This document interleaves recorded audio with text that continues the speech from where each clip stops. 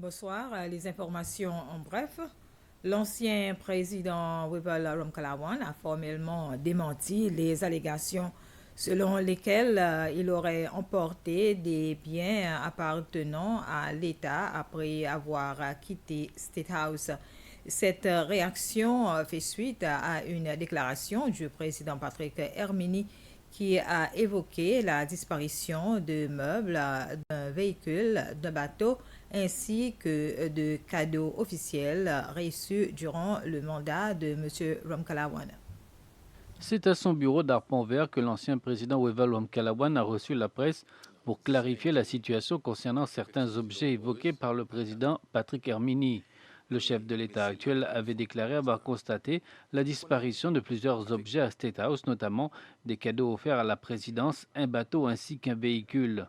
En réponse, M. Wamkalawan a fermement nié ces allégations qu'il qualifie de fausses et infondées tout en affirmant qu'il n'a emporté aucun bien appartenant à l'État.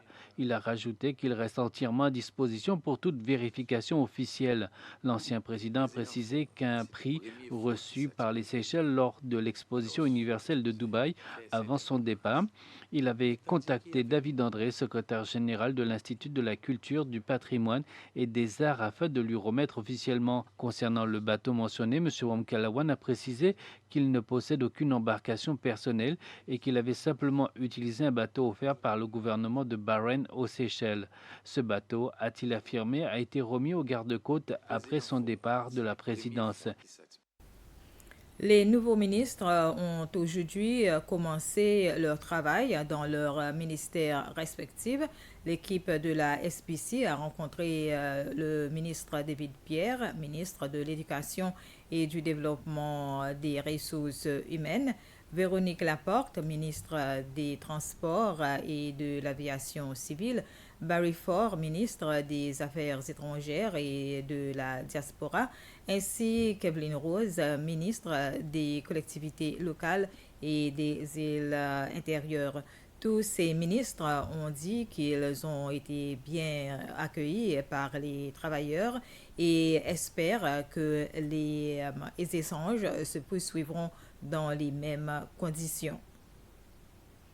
Plusieurs organismes de sécurité et de services publics se sont réunis aujourd'hui pour un exercice de simulation de tsunami.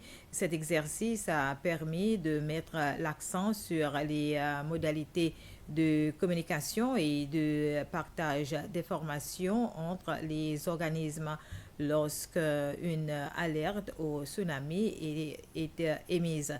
C'est le comité Iowa Wave qui a organisé cet exercice de simulation de tsunami en collaboration avec l'IRMD, la division de la gestion des risques et de catastrophes. C'était les informations bref. Merci de votre attention.